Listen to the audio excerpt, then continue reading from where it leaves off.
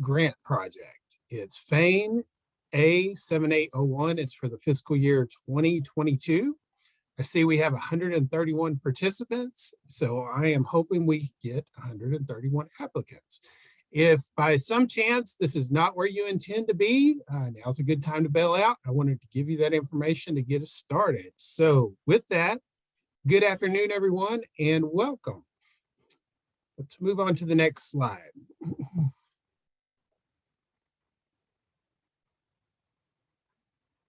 Okay, meeting logistics. This webinar is being recorded, just so you know.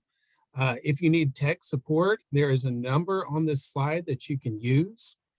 Throughout the presentation, you may type questions into the question and answer box, but I would like for you to know we're going to work our way through the slides first. We will get to the questions and answers at the end. And the slides and recording from this webinar will be posted to the above link, which is the AFRI Education Workforce Development page. Next. Okay, we are people and we do our best not to discriminate against anyone. So in accordance with the federal civil rights law and U.S. Department of Agriculture, civil rights, regulations, and policies, the USDA, its agencies, offices, and employees and institutions participating in or administering USDA programs are prohibited from discriminating based on race, color, national origin, religion, sex, gender identity, including gender expression, sexual orientation, disability, age, marital status, family, parental status, income derived from public assistance program, political beliefs, or reprisal or retaliation for prior civil rights activities. Any program or activity conducted or funded by USDA, not all bases apply to all programs. Remedies and complaint filing deadlines vary by program or incident. Persons with disabilities may communicate this and let us know. And if you have a complaint, please visit this website, or if you would like more information to learn more about USDA and its non-discrimination statement. But USDA is an equal opportunity provider, employer, and lender. Okay. All right, here we go. For the important information, get us kicked off on the right foot. This link takes us to the request for application, which is available online. Also on the right, we have a QR code. So for those of you who are interested in maybe following along with the RFA and the things that we discussed today, you can click on that with your phone and access the RFA. The program code for FAIN is A7801. And if you apply for this program, you will learn that because it will be needed multiple times. The program name is Food and Agriculture Non-Formal Education, which we will refer to as FAIN. The application deadline is March 30th, 2023 at 5 p.m. Eastern Time. And I want to clarify that this is the last AFRI program from FY 2022. So this is a 2022 program, even though it is due in 2023. And so if you ever have any confusion with that, remember it is the last one from 2022, and that's what you will note it as. We have two grant types, standard and strengthening standard phase grants only. The grant duration is 36 to 48 months, and the maximum award amount is up to $750,000 total, which would include indirect cost. Okay, for your FAIN program contacts, I am Dr. Jeff Salee. I'm a National Program Leader for NIFA and USDA. My email address is jeffrey.salee@usda.gov. Today I have with me, she's running the slides and taking care of all the background information, is Dr. Erica Kraus. And she is a program specialist also for USDA and NIFA.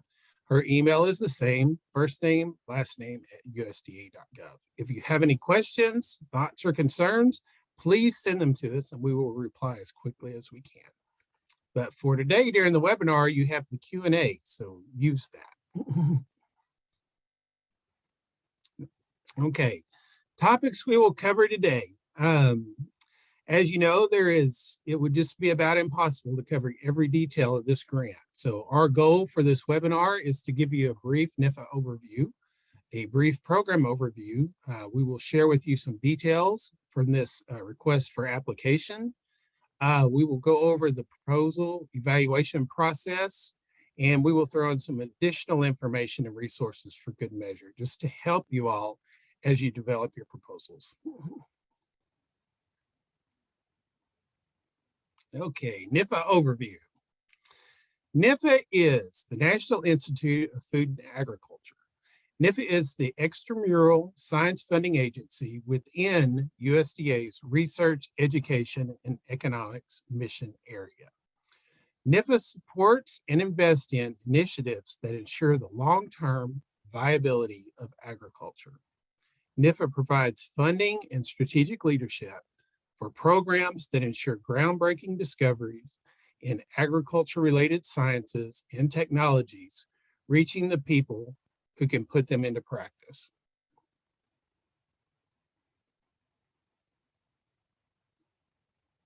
Topics that are covered by NIFA are very wide, very varied, and very broad. We cover advanced technologies, animals, plants, farming and ranching, environment, natural resources, international programs, of course. Food and nutrition security is a big one for us. But human sciences is what we will be talking about today, which deals with community vitality, family well-being, but our real focus for the FAME program is youth, and that's where we're focusing this program. Program overview. AFRI is short for Agriculture and Food Research Initiative. There are 6 AFRI priority areas that are indicated on page 8 of the RFA. If you notice on the majority of our slides, there is a page number just following the title where this one says P8, and that will take you to the RFA and put you on the right page that gives you more information about whichever slide that we are discussing. So for the priority areas for AFRI, plant health and production and plant products, animal health and production and animal products, food safety, nutrition and health, bioenergy, natural resources and environment, agriculture systems and technology, and agriculture, economics, and rural communities. We share these with you because your project should be tied directly to at least one of these program priorities. Next, we have the AFRI Education and Workforce Development, which we call EWD in this request for application. This information is covered on pages 8 through 11. EWD seeks to address projected shortfalls of qualified graduates in the agricultural, food, and renewable natural resources sectors of the U.S. economy. For fiscal year 22, EWD has 4 overarching goals with the addition of special topics. Those goals are growing agricultural literacy and workforce development for the future, training or retraining of agricultural workers, developing pathways. This is the area that FAME falls under. Advancing science, which is for pre- and postdoctoral fellows, and special workforce development topics. AFRI and EWD covers a wide variety of topics, and that's what all these grant programs are attempting to do. And FAME is the one that we're working on today, which is focused on developing pathways for youth.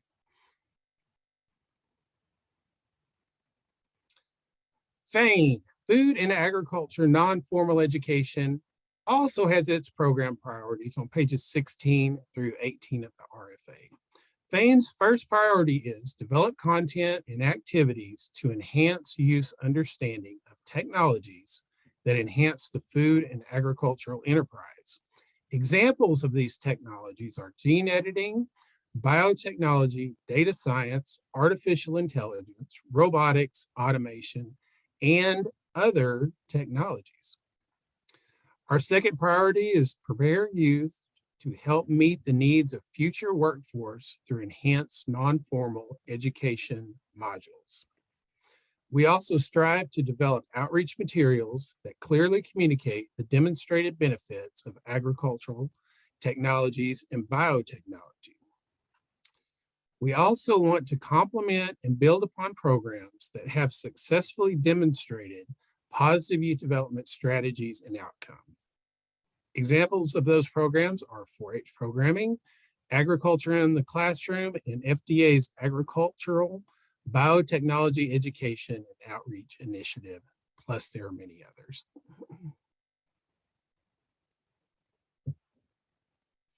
We have 2 other program priorities, the first of which is involve youth in the design, execution, and evaluation of activities that lead to the development of consumer-friendly content that builds public confidence in the safe use of biotechnology in agriculture and food system.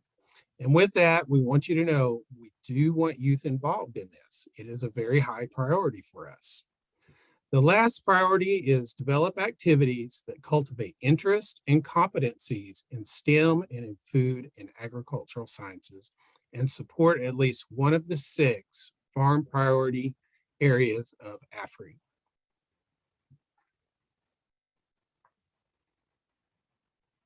Okay, project types are on page 16 and 35 of the RFA. We have 3 project types for FAME, the first of which is educational projects.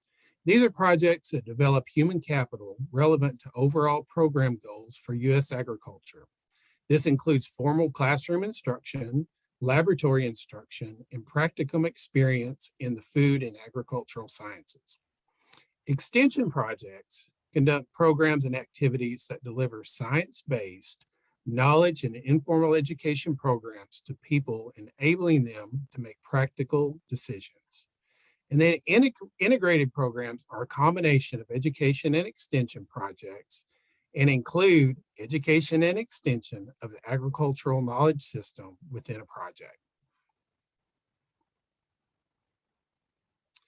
Grant types and descriptions are also on the same pages. We have standard grants, which support targeted original scientific research, education, extension, or integrated projects.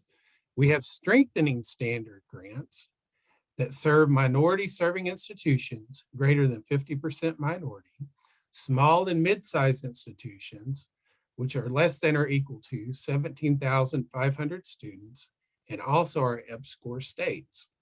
We have 2 submission types, new applications and resubmitted applications.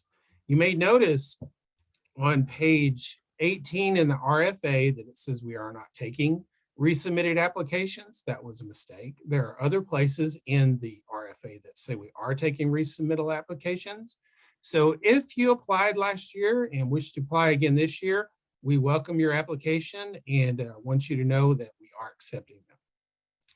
And also you will see in here we have a couple of links to AFRI grant types and the phase strengthening grant eligibility flowchart, which will also give you a list of the EBSCOR states.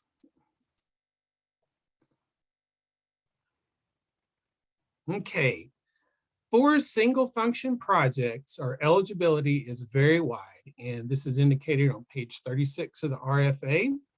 So if you are working in just education or just extension, we will accept projects from state agricultural experiment stations, colleges or universities, including junior colleges offering associate degrees or higher, university research foundations, other research institutions or organizations, federal agencies, national laboratories, private organizations or corporations, U.S. citizens, nationals, or permanent residents, any group consisting of 2 or more entities identified above.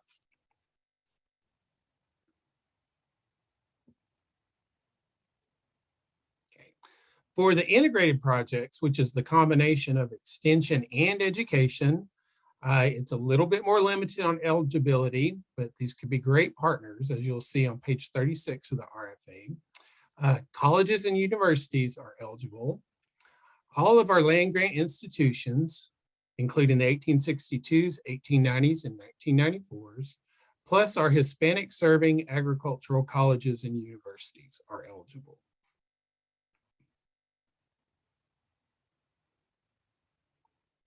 Application submissions. Eligible institutions may submit more than one application to this program as a lead institution. We want to be very clear on that, so we have a slide just for it. If you have any questions or would like more information on the application submission, please see page 37 in the RFA. Budgeting basics for FAME on page 16. What can go in the budget? Participant stipends and travel, provider personnel salaries, software, curricula, scientific instrumentation, and science kits as needed for the program. $750,000 is the maximum request amount per application for project periods of 36 to 48 months. And please remember, this includes indirect cost. Okay, details and documents. The request for application documents. This slide, which will be available to you, has all the links that you will need. The first link is to the EWD RFA. The second link is to Part 4C additional information. And then we have Part 5B, and then we have NIFAgrants.gov application guide. I can't emphasize enough to you that you need to grab a big cup of coffee or a glass of tea, whatever you prefer, sit down in a quiet corner somewhere and read all of these documents before you start your proposal. This will help you as you develop your proposal. It will help you make your proposal stronger, and it'll help you make sure that you have everything in the proposal that is needed. I want to draw particular attention to the NIFA AFRI EWD RFA Part 4C. When you click on this link, you will find several Part 4Cs with additional information in them, and you want the one that is specifically for the EWD projects. Think of this document as your friend. This is that special friend that we all have that knows all the secrets and has all the answers and can tell you all the things that you need to know to be successful. Well, maybe that's a little bit of an exaggeration, but you know, that person that can always tell you the content and form of the application, can give you detailed guidance for information you need, which includes, in this case, the project summary, the project narrative, and additional attachments. That's what's in Part 4C, so do not overlook that piece. Next slide.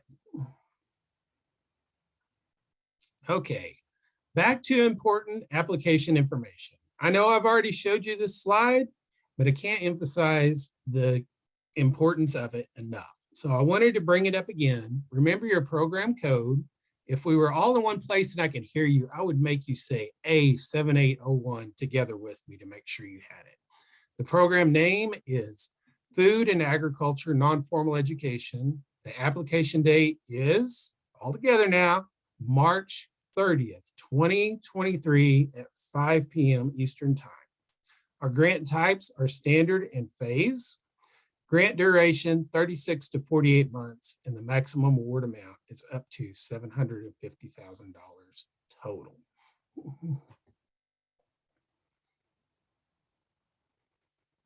Okay, key documents for FAME.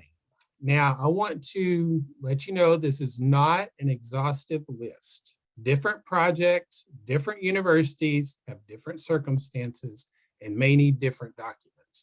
But the key documents for FAME are on Part 4C, remember our friend, on pages 11 through 22. First of which you need a summary and an abstract, project narrative, which has a 10-page limit, bibliography and references, key personnel roles, which has a 2-page limit, logic model, also a 2-page limit, management plan, 3-page limit, data management plan has a 2-page limit, which you will be required to have a data management plan. That's how it is for all these pieces. Facilities and other resources, biographical sketch, 2-page limit, conflict of interest list, current and pending support, budget justification, and representations regarding felony conviction and tax delinquent status for corporate applicants.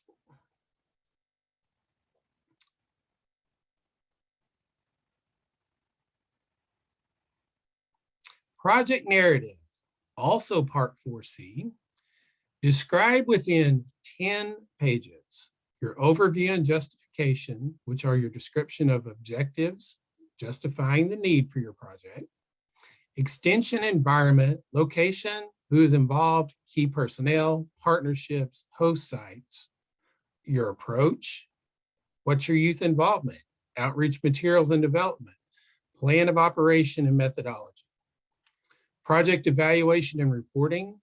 Do you have a timeline, approach for tracking, youth-centered learning outcomes, expected outputs, the number of products, underrepresented youth, youth participants, and indirect youth served. The expected outputs table does not count against the 10-page limit of the project narrative. So keep that in mind. We have a 10-page limitation, but your expected output table can be on page 11. However, keep in mind, applications exceeding the page limitation will be returned without review. Application submission is on page 40 of the RFA. NIFA only accepts electronic submission of applications. Application documents must be in portable document format, PDF, to be accepted by NIFA, including your narrative and budget justifications. Grants.gov may allow other formats, but NIFA does not. Do not use third-party PDF builders. We have a link here in the middle of this slide to NIFA Grants Application Guide available. Don't forget this one. This is your second friend that has many of the answers that your first friend didn't have. So download this and read it thoroughly from front to back.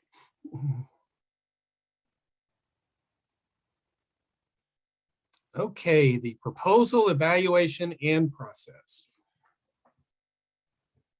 The evaluation criteria is located on page 45 of the RFA and part 5B of page 12, which that's the graphic on the right. And if you see, you'll scroll down to number 11, which is on page 12, which is the food and agriculture non-formal education, which we also have called FAME. Okay. This section will give you detailed evaluation criteria for each project type, grant type, are found in the AFRI review criteria PDF and the attachments list on the AFRI RFA resources page. And when you download the slides, this highlighted area will be a link to the page, which will be known as the AFRI review criteria, EWD FY 2022.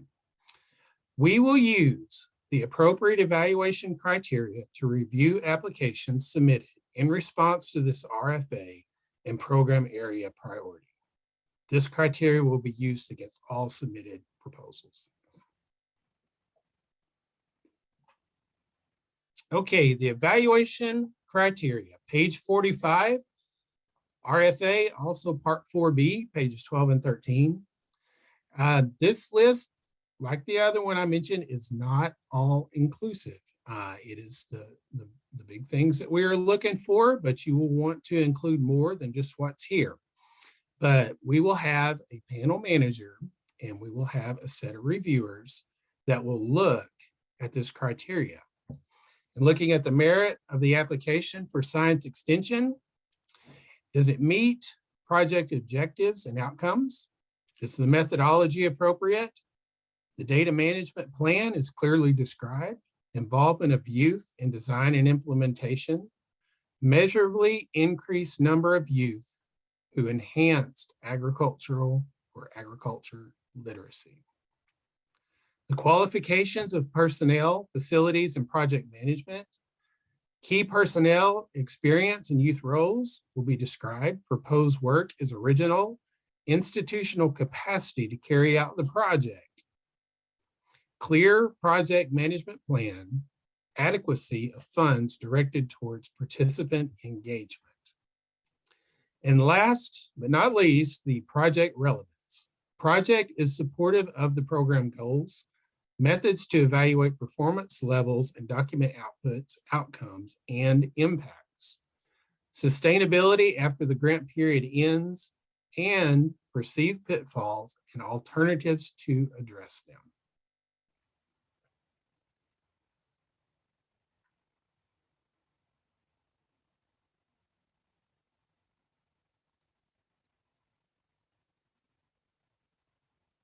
Okay, there we go.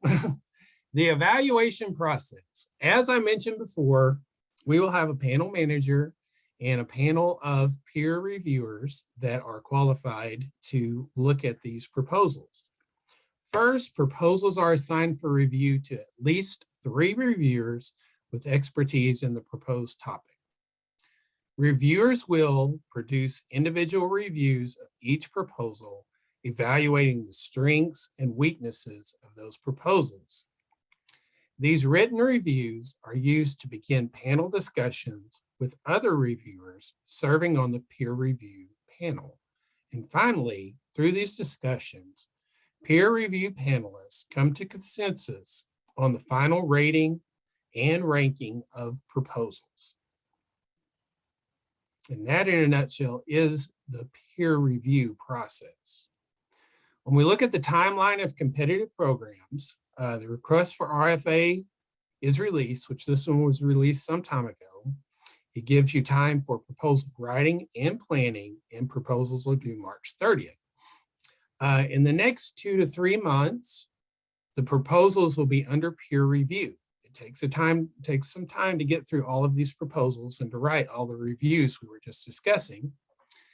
And the exciting part about this is towards the end of this 2 to 3 months, proposal funding notifications will be made. I get to make some phone calls, and I'll be very excited to do that. And I hope you all are in the ones that I get to call.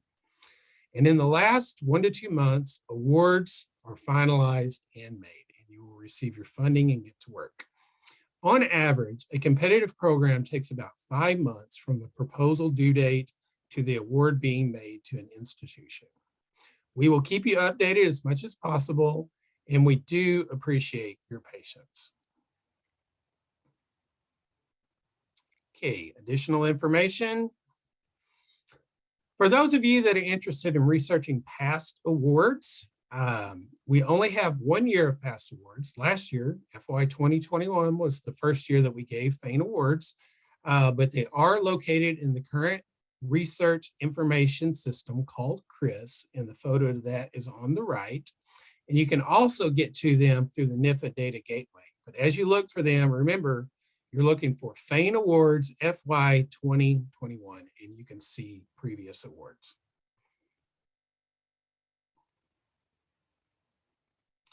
Grant resources. NIFA has done its best to give you all of the grant resources you can need. There's probably something missing, and when you find it, let us know, and we will add it to our list. Funding opportunities, there's a link for that. Competitive grants flowchart, so you can see how that works. NIFA grant resources combined into one page under a grant training. NIFA policy guide, indirect cost. NIFA grants application guide, which we have mentioned as your second friend. And information on awarded grants, which is also in CRIS that we just talked about. So take advantage of these resources. And last but not least, volunteer to become a panelist. If you have listened to this and you're just curious, you're just dipping your toes in the water and beginning to think about applying for a NIFA grant, and maybe you don't want to do it quite this year, but you're beginning to learn, volunteer to become a panelist. Use this QR code, go to this page and sign up to be a panelist, and you can learn more about the grant process and how it works.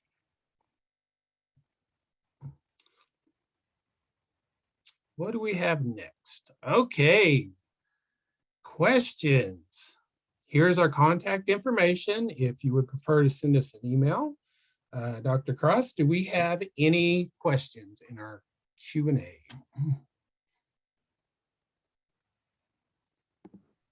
Hi, thank you so much, Jeff. Yes, we do have a number of questions. I did answer some by typing, but I might repeat some just to make sure we're all on the same page.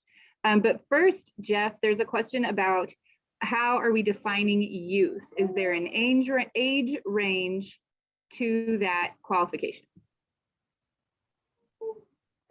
That is a great question. I don't know that I've looked at that in the RFA. Really, what I would rather do than just give you an answer off the top of my head. Let me find it in the RFA and share the page with you. Do you have that person's contact information so we could reach out to them? I don't. They submitted as anonymous. And I would also need to look in the RFA, but I don't think it is defined. But we can follow up and look. I would say that we typically mean kindergarten through 12. That would be the general, but it could easily be up to the applicant to say, you know, this is youth and this is why. But we can look in the RFA if that person would be willing to contact us with that, and we can add it to our notes for next year. Right. And, you know, the other thing, even as I was reading through some of these slides, we talked about junior colleges and we talked about undergrads. So some of that may not be limited. So we need to really define this. But thank you for bringing that to our attention. That's a great question. All right. Thank you, Jeff. The next question is if we can clarify about research activities as part of these proposals. Research activities. This project is about extension and about education. It does not contain a research component. The only research that might possibly be tied to this would be the evaluation of your project and the evaluation, you know, whether it's education, whether it's extension, it's a combination of both. But evaluation be your only research in FANE. Everything else is not part of this program. Right. So research activities would be appropriate for youth as a learning experience, but that would, these applications submitted to FANE would not be hypothesis driven. Is that accurate, Jeff? Yes, that is accurate. We're not looking to answer any hypothesis or, you know, why people or something happens. We're not looking for that type of research. We're looking for programs that develop these pathways and are promoting STEM learning. Thank you, Jeff.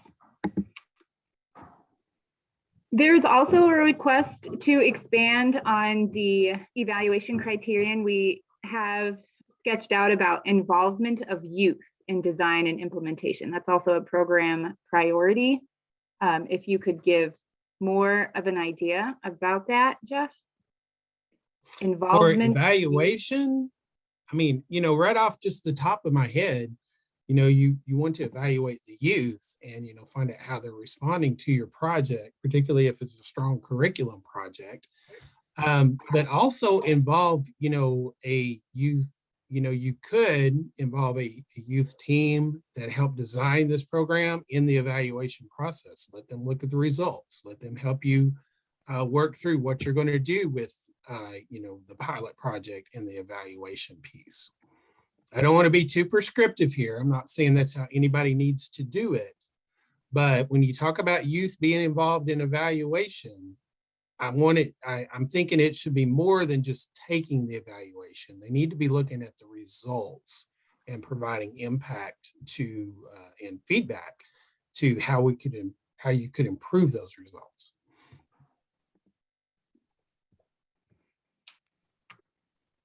Another question about how you would describe non-formal education, Jeff. How I would describe non-formal education. Do we have a definition for that in the RFA?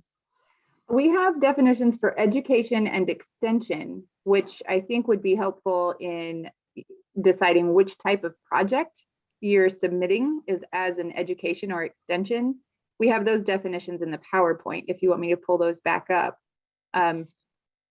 Yes, But go ahead and pull those back up. that's the type of projects we're looking for. Okay, let me do that. I will find it. And we are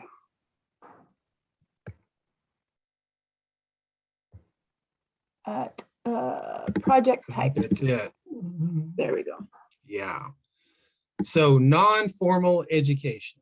I mean, these are the descriptions of the project types that we are looking for.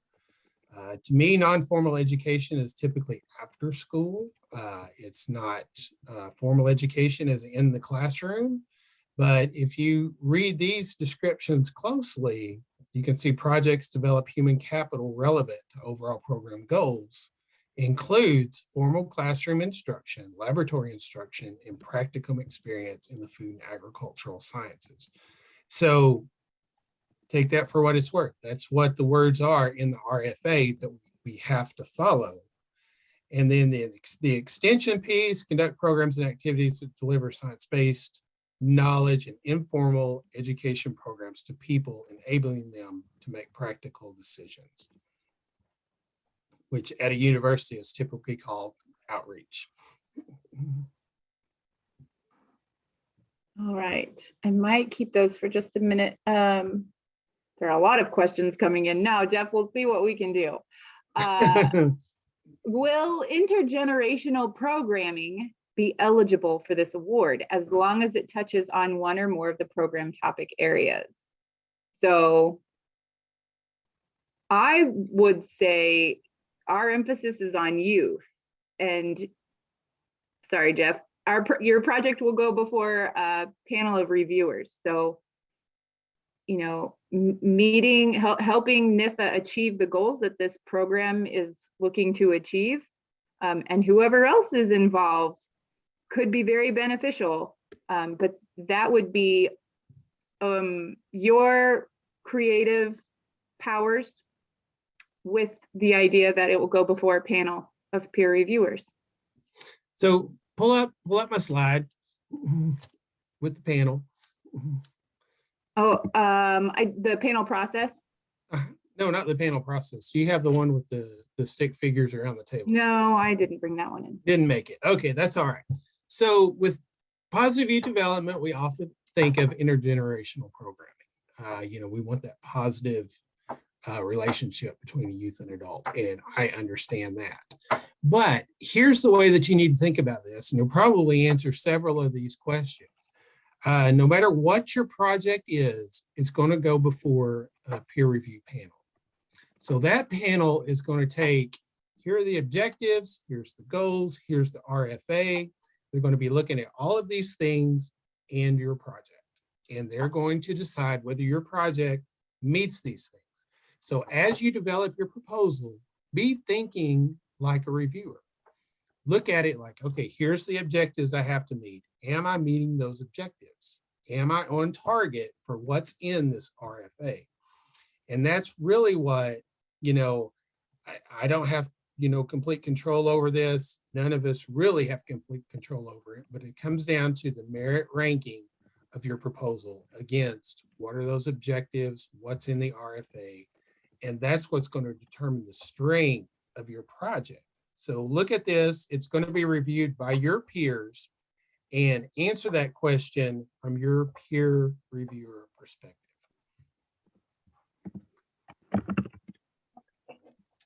Typing a couple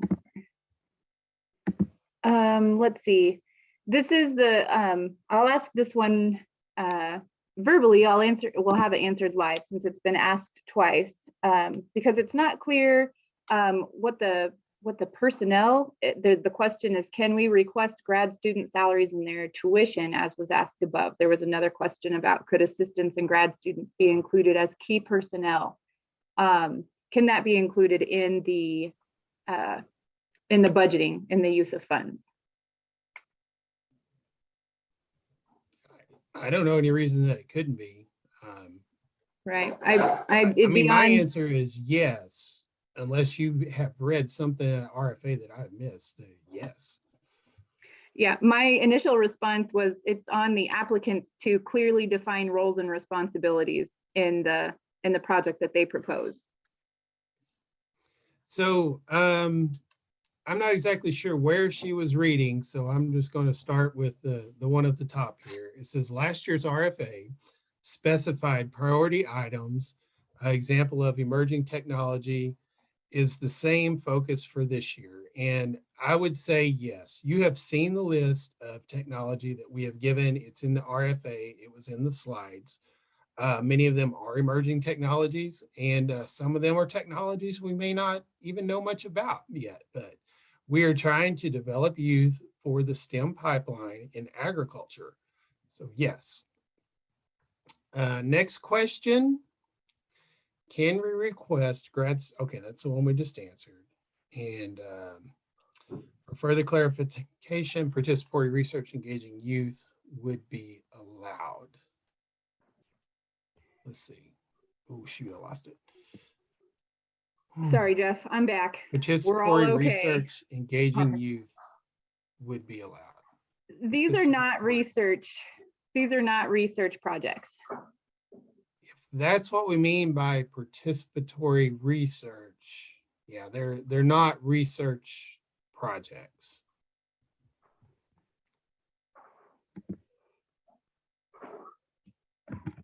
All right, so finish where I was, excuse me. Okay, caught up to myself. Okay. So I might have missed it. Would you give me information about the eligibility of the principal investigator? Our eligibility criteria is more based on the institution than the investigator. So, you know, if your institution meets the eligibility criteria, you're good. Right. There's a question about the logic model. We have resources within the RFA for that also, so we encourage you to dig a little bit deeper on the logic model. Here's a question for you, Jeff. Can we develop a proposal that includes more than one priority area, or do we need to develop a more targeted proposal in one priority area? I'm going to say that is up to you as the writers of this project. And as I said before, think about what the reviewers are going to be looking for. There's not anything that limits you to one project, but there are one priority area, but there are requirements that you have to reach at least one priority area. All right. There's a question about what should we search on CRIS? You're welcome to use that tool as you wish. You can look for this year's program or last year's awards. There's a second question about up to how many applicants will be awarded. AFRI has $68 million budgeted toward it. Toward the EWD. Towards the EWD. Thank you. Much of that has been awarded. And then it's really hard to answer this question. That's why we just say up to $750,000. If you look on CRIS, you'll see 10 were awarded last year. That doesn't mean 10 will be awarded this year because of phase and EPSCoR and the strengthening grants that we don't have a lot of control over. So, you know, I don't have a solid answer for exactly how many we will be able to award this year, but we will award all that we can. Thank you, Jeff. Let's see. Okay, I think there are some questions still in the question and answer, but I think we have answered them. We encourage you to read the RFA and use this webinar as a guide, as a starting point. Read into all those parts of the RFA for further detail, and we encourage you to reach out to us with any specific questions. While the competition is live, our feedback, our guidance will be based on that RFA. So as much as we can help interpret the RFA, help you understand the RFA, that's what we can do. But we cannot give an edge to any individual's proposal or project in any kind of way. So I think, Jeff, if you have any final comments, emphases you would like to make, I think the questions have slowed down and we'd be okay to start wrapping it up. Okay. Well, the things that I'm thinking, you just clarified a lot of them.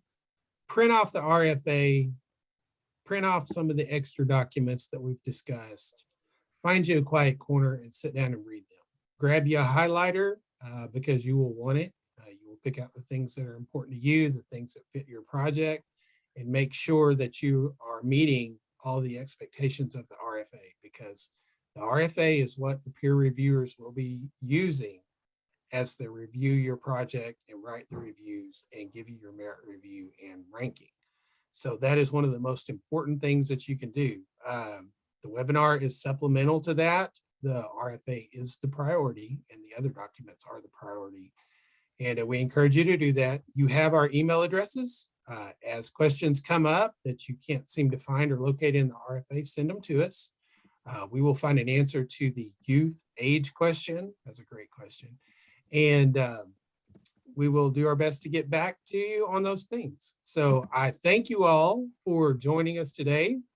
We welcome your questions and we look forward to seeing all of your proposals on March 30th, 2023 at 5 o'clock Eastern time.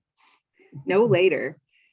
I would also state, if you're interested in being a panelist, please use that link and please also directly contact me. You're very welcome to do that, or Jeff, and let us know that you're interested. All right. Thank you very much, everyone. Have a lovely afternoon. And thank you to our interpreters and captioners. Thank you so much for your assistance. Very much appreciated. And let us know if you need anything else. All right.